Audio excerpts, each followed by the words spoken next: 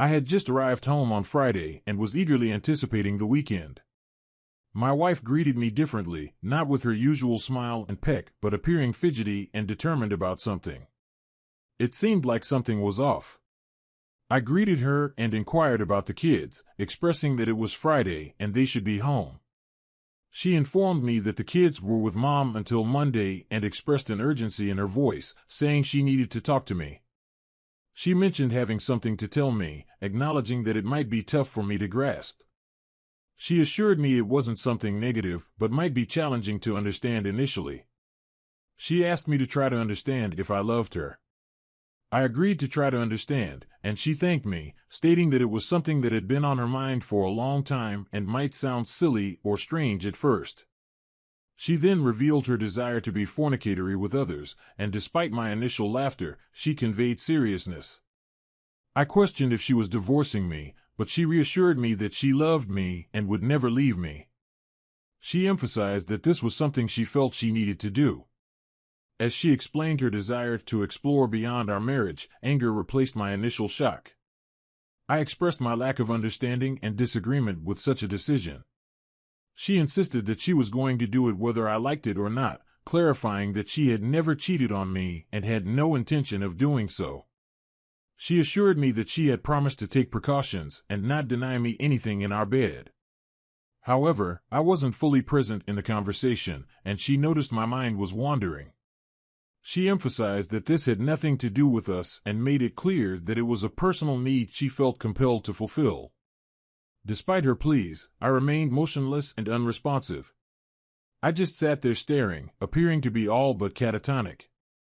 My wife of 17 years had just destroyed me and expected me to actually like it or at least tolerate it. I didn't, and I wouldn't, not ever. Veronica, my wife, expressed her need for this change, explaining that she was getting to a stage in life where she really needed it. She shared her history of being a maiden when we married and how she had never known another man. She emphasized her desire to explore and understand lovemaking, clarifying that it was only about the physical aspect, not love, except with me. I continued to stare, unable to say anything. The revelation that my wife wanted to explore other men, not just one but multiple, was deeply unsettling. The most shocking part was that she expected me to be okay with it. Veronica urged me to say something, but I couldn't find the words. Instead, I rose and headed upstairs to the bedroom, the one that had been ours. Now it meant nothing to me. I felt sick and broken spiritually, my body devoid of sensation. I was overwhelmed with fear. In a remarkably short time, perhaps 15 minutes or less, she had managed to destroy our marriage.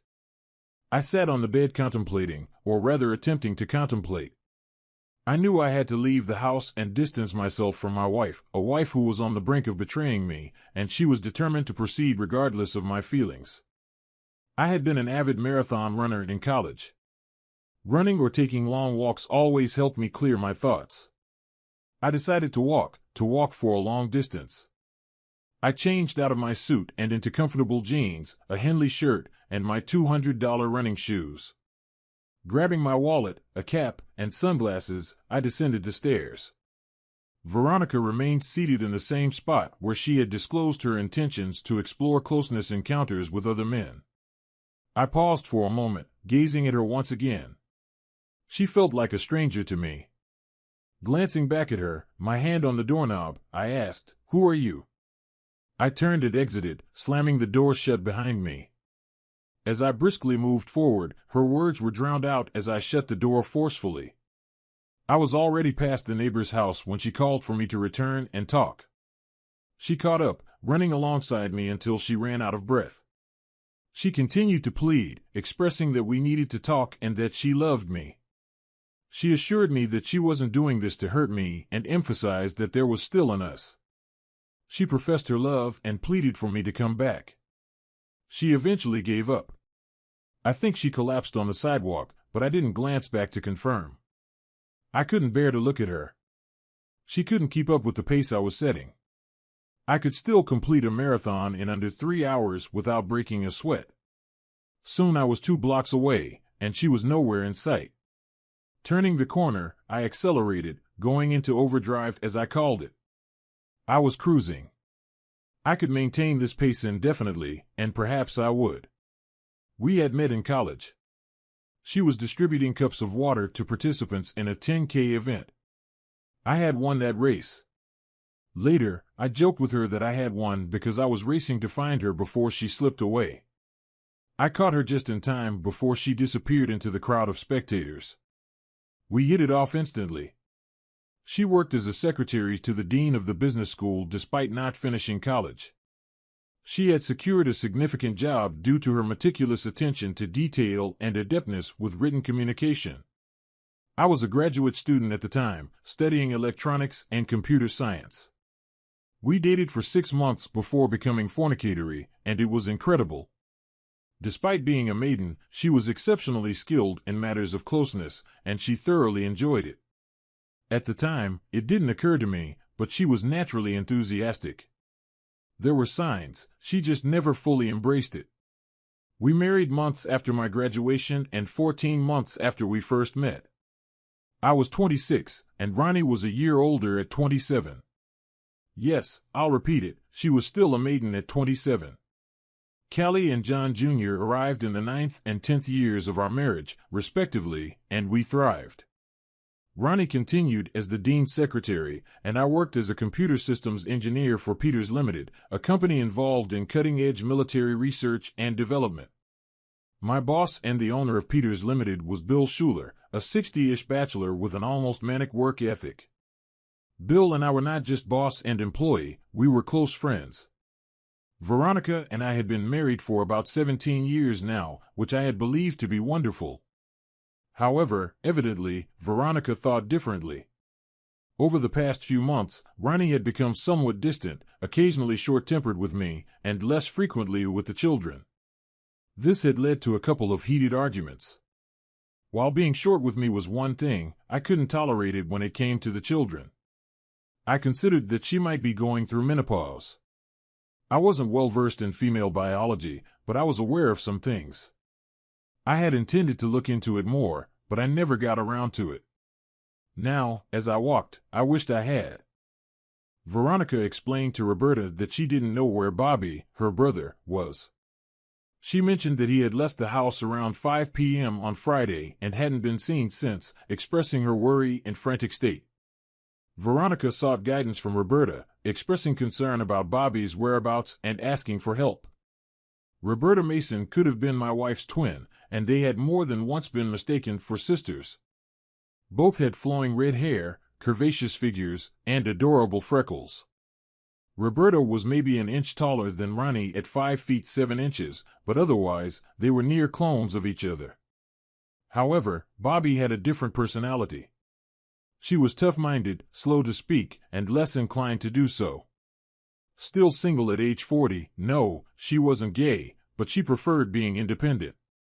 Roberta Mason inquired about John, expressing surprise that he would behave in such a manner. Veronica shared that they had a disagreement, and John had walked out without talking. Bobby, concerned about the situation, reassured Veronica that Ronnie, presumably her husband, would find John. However, Bobby wanted to know the details of their argument, to which Veronica responded vaguely, stating it was personal and nothing that should have led John to leave. Roberta, a psychologist, commented on the situation, expressing her intention to find out more when they located John. She noted that Veronica had waited too long to call, hinting at sarcasm despite their good relationship. Roberta always felt that Veronica was a bit ditzy. Roberta then asked for details about John's departure, including the direction he headed, his clothing, and if he had taken a coat or his car. Veronica provided information about John going east toward Baxter, wearing a dark green t-shirt, jeans, and a Cubs baseball cap. She mentioned that he hadn't taken a coat or his car, expressing concern about the freezing weather. Roberta acknowledged the urgency of the situation and instructed Veronica to stay home and man the phone in case John called. She assured Veronica that she had her cell phone and would keep her informed as she set out to search for John. The road was icy, so Roberta Mason drove under the speed limit. 10 miles out of town, her cell rang, prompting her to pull over to answer it. She learned that John was in Baxter and, expressing concern, decided to head there immediately before hanging up. In Baxter, a town of 150 with few residents, John found himself indifferent to the place, enjoying a hot meal and warmth in his cell. The steel door at the end of the hall clanged open, and although John couldn't see who was coming, the footsteps signaled someone approaching.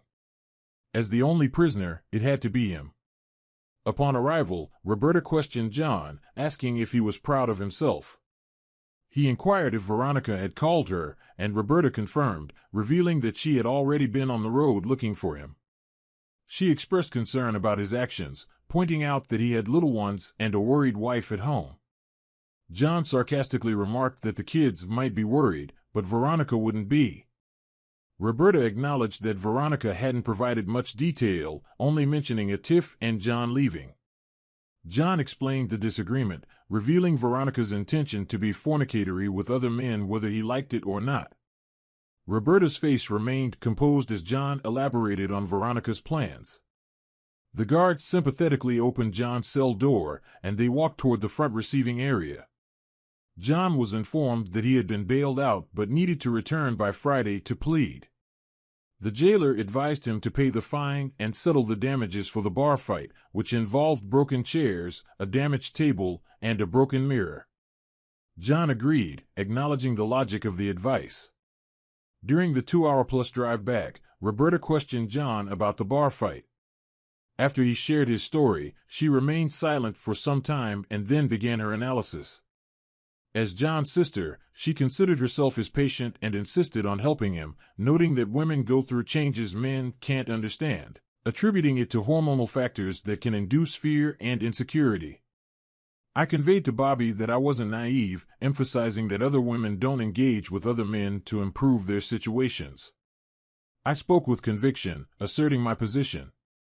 Bobby countered, sharing a statistic that 60% of men and 40% of women engage in extramarital affairs, contributing to the high divorce rate. She suggested that Veronica might be going through such a phase and needed my support. As I started to respond, she raised her hands to stop me. She clarified that she wasn't advocating for letting Veronica be fornicatory with other men. Instead, she urged me to talk to her, hold her hand, and guide her through this challenging period. Bobby emphasized that Veronica needed my strength and support.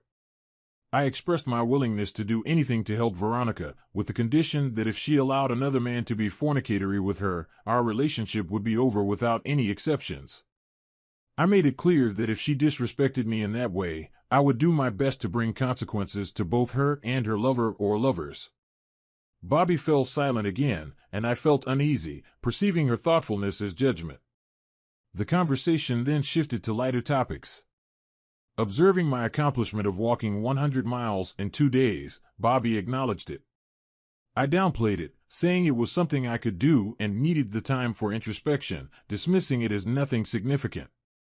It was a hell of a feat, especially given the temperatures and road conditions at this time of year.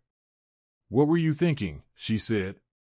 She meant how could I not have thought about the conditions of the weather and the roads, but I extrapolated her words to mean my thoughts about Veronica, myself, and our marriage. Christmas was 3 weeks away, shaping up to be quite the holiday. What awaited me under the yet-to-be-put-up tree? Perhaps a used contraceptive bearing someone else's seed?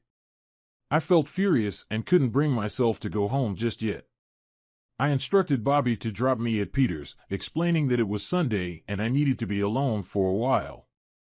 I suggested that she could go there tomorrow and inform Veronica about my need for solitude. Bobby expressed her understanding and mentioned that she would talk to Veronica, who was quite worried about me. She speculated that Veronica might reconsider her plans, if any, now that she was aware of my feelings. I assured Bobby that I wouldn't do anything rash and just needed more time to think. After dropping me off, I watched Roberta drive away before entering my office. Although she believed Veronica might postpone her plans, I couldn't shake the concern that she might have already acted on them. Reflecting on the loss of trust in my wife, I considered it a significant and troubling situation. "He's afraid he's lost you," Roberta commented upon entering, shrugging off her coat without a greeting. Veronica dismissed the notion, stating that she had told me he would never lose her. Roberta challenged her, emphasizing that when she mentioned making love to other men, any man would be thinking what I was thinking. Veronica, looking troubled, asked if I had told Roberta. Roberta confirmed, stating that she was my sister and that secrets like that couldn't be kept for long. Veronica defended her desire to explore, framing it as something she had always wanted to know about and considered okay to do. Roberta issued a warning, stating that if Veronica went through with it, she would lose me, our children, and most of the friends and relatives who loved her. She emphasized the gravity of the situation, questioning if Veronica realized the consequences. Veronica couldn't meet Roberta's eyes as she explained her need, hoping that Roberta would understand. She revealed that it had consumed her for a long time, expressing uncertainty about being able to help herself. Veronica emphasized that John had always understood her and needed him to do so again. She acknowledged that she couldn't live without him but was unsure if she could refrain from acting on her desires with someone else. Expressing the real danger of outright cheating, Veronica admitted that the overpowering feeling and need inside her were challenging to resist. Roberta, in response, shared her perspective, stating that she could relate to such overpowering feelings. She explained that despite loving men and not being gay, she chose not to marry because she knew she couldn't remain faithful to one man. She cautioned Veronica about the potential consequences of her proposal, emphasizing the risk of losing everything if she didn't clean up her act soon. Veronica conceded that Roberta might be right, and she started to sob. Roberta comforted her, assuring her that everything would be all right. She offered to stay with Veronica for the night and promised to be there the next day when John returned, ready to referee the situation. Roberta expressed gratitude for Veronica's acknowledgement and advised her to give up the idea of being with other men. She emphasized the importance of convincing her husband that he had nothing to fear, recognizing it as a challenging task. Veronica nodded, allowing herself a small smile, though Roberta missed the slight narrowing of her eyes in response to the last words. Realizing that obtaining her husband's approval was unrealistic, Veronica faced a decision: either abandon her plans entirely or persuade her husband otherwise. These were two distinct choices, but her priority was winning him back, as her love for him remained undeniably true. For the first time since his abrupt departure, Veronica felt a sense of clarity. Answers were within reach; she would soon find out. The following morning, I woke up on the office couch feeling a bit stiff. The lengthy walk and less than ideal sleeping conditions had taken a toll.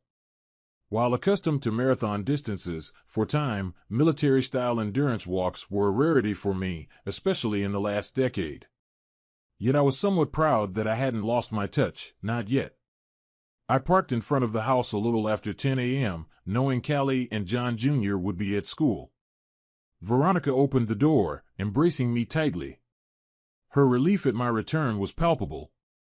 My wife expressed relief, assuring me that she was no longer worried and asking me to forget everything she had said earlier. She admitted to being an idiot and mentioned having a conversation with Bobby, who helped her understand. I remained cautious, my suspicion lingering, as she seemed to have abandoned something she adamantly refused to discuss just a few days prior. I acknowledged her statement with a guarded response, hoping she meant it. Entering the kitchen, I noticed Bobby sitting at the table, sipping her tea. I greeted her and questioned if she was there to support my wife's story. Bobby confirmed that they had talked extensively and expressed hope that we could get through the situation, describing it as a dumb female head trip.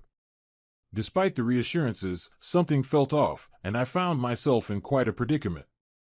Lacking trust in my wife, I nodded, hesitant to take anything for granted. Despite Bobby's insight, she hadn't witnessed or heard Veronica like I had during the Friday confrontation. Over the next few days, Veronica worked hard to reassure me. I was almost starting to buy into Bobby's explanation of a dumb female head trip. Then came Thursday, a peculiar phone call with background noises. I didn't mention it to Veronica but figured out the words: call cell, call my cell upstairs. I found her cell on the dresser, checked the call history, noted 6 unknown numbers, and felt lucky. With my military background, I knew uncovering the identities behind those numbers would be easy. Illegal, yes, but my boss had used his clearance for a similar situation. It had been a year now, it was my turn. This wasn't a no-fault state. If I caught her with evidence, she was mine. Feeling confident that night, the lovemaking was more than good. She had certainly turned things around in the past 6 days. I hoped I wouldn't have to give it up anytime soon. Arriving early in the lab, I aimed to catch Tim before he headed into the field.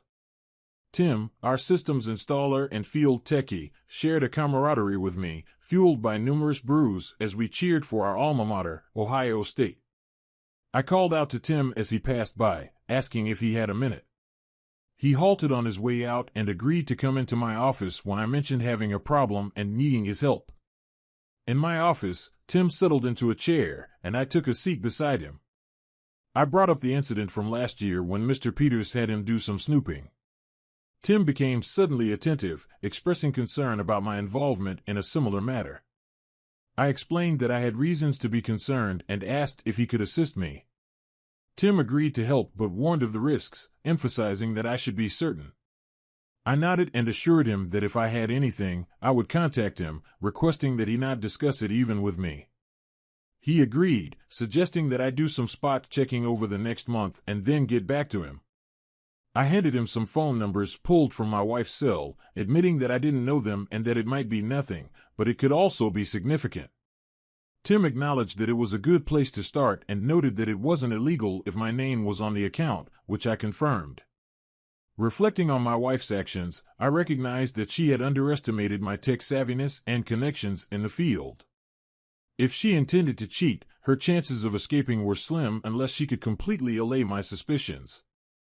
It seemed like a precarious strategy, but perhaps her only option. Life settled at home with content kids, a happy Veronica, and me feigning happiness. A week later, Tim asked for a meeting at our usual spot and disclosed that he had checked out the numbers, obtained addresses, and caught Veronica at 2 of them on successive days with pictures, film, and audio evidence.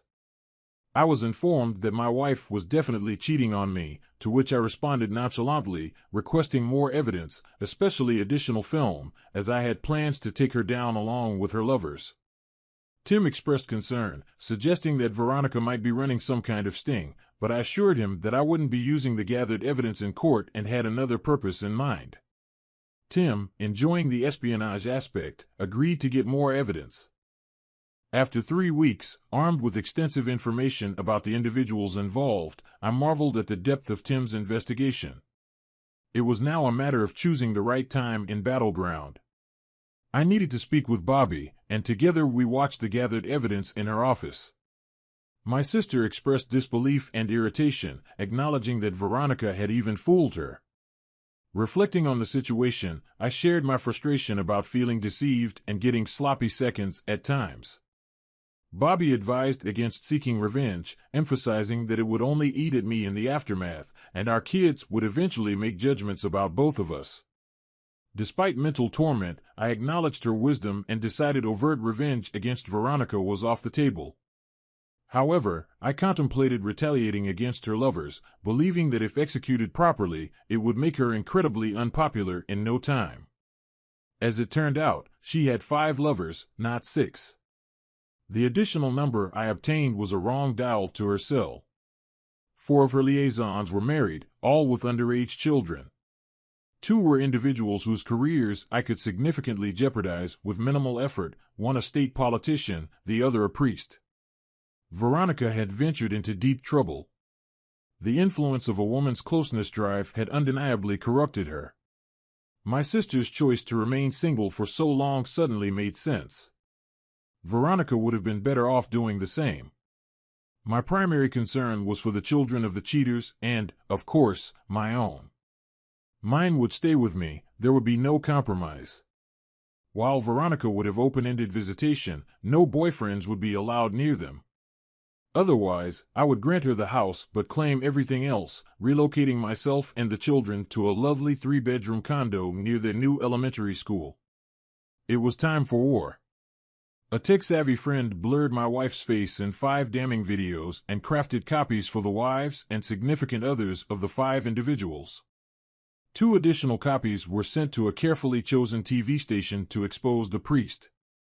I contemplated suing the culprits, but that would have left Veronica vulnerable in court, and I needed to safeguard her to some extent for the sake of my children. I was partially heeding Bobby's advice. The thought occurred to me that technology might eventually put an end to extramarital affairs. It was becoming too easy to expose these individuals. On D-Day, I went to work early, staring at my computer, set up and ready. One double click and 4 husbands would likely become ex-husbands, while another would find himself singing hymns in a remote monastery. I double-clicked. Hell would soon break loose. I smiled, feeling like Joshua at the walls of Jericho, anticipating the walls tumbling down. I informed my section boss that I was taking the rest of the day off and went home. I wondered how long it would take for Veronica to receive the news, or if she would at all. Just in case, I loaded one of the videos into the player and turned on the TV. One button push, and she would witness herself in provocative film clips, signaling the end of many things, including our marriage. I went upstairs for a nap and had an idea. I returned to the phone, grabbed the pad, and wrote a note, "Play video." An hour later, I heard her car in the garage door. She was home. Waiting at the top of the stairs, mostly out of sight, I saw her pause in front of the TV, reading the note on the tape. She approached the player and pressed start. I could sense her nervousness. Although I couldn't see the video, no more than a minute into it, she fainted. The video continued playing. I descended and turned off the machine. She regained consciousness about half an hour later. I sat on the couch, waiting for her to come to. She spotted me. She groggily asked if I hated her, to which I replied affirmatively, stating there was no chance for reconciliation. Offering her the house and allowing the kids to live with her, I asserted my ownership of everything else: stocks, bonds, savings. I presented the option of preserving a bit of her self-respect if she didn't fight me, but warned of ruining her if she chose to resist. Expressing remorse, Veronica explained that she felt compelled to take certain actions. Despite her apology, I deemed her actions unforgivable and warned her that the consequences had caught up with her. The minute she was in the process of being ruined, I advised her not to answer her cell anytime soon, anticipating she wouldn't be welcome around the kids. I informed her that I had already leased a place and Bobby would take the children there after school. Although she would have visitation rights, I made it clear that none of her male friends were welcome. She nodded in understanding. To her credit, she hadn't started crying or making excuses. Anticipating the tears would come about 2 minutes after I left, I proceeded to leave. Now all the married individuals were divorced by their wives and taken to the cleaners. The priest was reassigned, but I never found out where. The Pole is now selling used cars, maybe. Veronica still works for the dean and sees the children often. It was challenging to help them understand why Mommy no longer lived with us, but somehow we got through it. Veronica occasionally dates. Some office friends may set her up, but that's just speculation. I know for a fact that the idea of promiscuity no longer appeals to her. She'll be with us at Christmas. She's still family, but she acknowledges she made a significant mistake and has the decency not to push it with me. Lovemaking, lovemaking, lovemaking. It can be such a destroyer. Second story. I've been married to my wife for 4 years, having dated for 2 before getting married. Although we are still relatively new to marriage, our relationship seemed robust with no signs of trouble. Our love was genuine, and we built a foundation of trust during our courtship. I'm 30, and she's 26. The incident that exposed my wife's infidelity happened on July 4th during a party organized by her friend. Let me provide some context before discussing the incident itself. About a week before July 4th, my wife mentioned her friend's July 4th celebration. We usually have a reliable babysitter for our 3-year-old. We usually inform the sitter in advance about our babysitting needs. For this specific July 4th event, my wife informed me that she had contacted the babysitter, who mentioned her schedule would be packed, and she couldn't make it. I was disappointed because spending time with my wife had become rarer since we had our baby. Despite my reservations about her friend, my wife expressed a strong desire to attend the event and suggested I stay home with our child while she goes to her friend's party. Wanting her to have fun, I agreed, saying I'd take care of our child at home. Here's the twist. My wife knew I wasn't a big fan of her friend, who is still single and 3 years younger, a bit more carefree. I didn't want to come across as controlling, advising her to watch out for her friend as she might not be the best influence. On the morning of July 4th, I took an unusual step and decided to call the babysitter myself. Normally my wife handles these arrangements, and I had to find the sitter's number on her phone. I thought offering the babysitter a higher hourly rate might change her mind. If it worked out, I planned to surprise my wife and let her know we could go to the event together. After all, I wanted to share the news once I had the babysitter's situation sorted out and enjoy the satisfaction of pulling off a last-minute miracle. Things started to unravel when I called the babysitter and asked her to reconsider sitting for my son that evening, even though she had initially declined. She appeared surprised when I used the word reconsider and told me it was the first time I had asked her about that day. Her surprise caught me off guard, and I inquired if she remembered my wife calling her to arrange the evening a week earlier. She confirmed she hadn't received any call from my wife. I quickly improvised, telling her that my wife had actually called a family member instead. It became clear that my wife had lied for some reason, though I couldn't figure out why, causing concern. I arranged for the sitter to come to our house at 10 p.m., and my wife mentioned she would be leaving around 8 p.m. for the event. Before ending the call with the sitter, I made sure to tell her not to inform my wife about her coming over. I explained that I wanted to surprise my wife and keep the outing I had planned a secret. I almost stumbled over my words when the sitter reminded me that I had mentioned my wife's earlier attempt to secure the date and time. I managed to cover it up by saying that we both thought the date night might have been canceled, but since she was on board, it would still be a nice surprise. As planned, my wife left around 8 p.m. I patiently waited for the sitter, who arrived on time. Once she was there, I headed to the party my wife had mentioned. Honestly, I had a suspicion that she might not show up and go somewhere else instead. But to my surprise, she was indeed at the party. Her friend greeted me upon my arrival, and seeing me there surprised her. She quickly called my wife over. It's an understatement to say she was just shocked. Her reaction was more like utter disbelief. It had only been around 3 hours since my wife left home, but she already seemed quite intoxicated. Her eyes were bloodshot, and her reception towards me was chilly. She repeatedly asked why I was there and who was taking care of our child. I reassured her that I had the babysitter situation under control, and she shouldn't worry. I just wanted us to enjoy the evening together and watch the fireworks display. The party, in a medium-sized setting with maybe 15 to 20 people, had a noticeable gender ratio, more guys than girls, almost like a 2-to-1 ratio.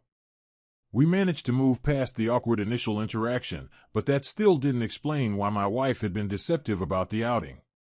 The event seemed to revolve around a game night with a focus on playing truth or dare games. I overheard one of the guys suggesting they get back to the game.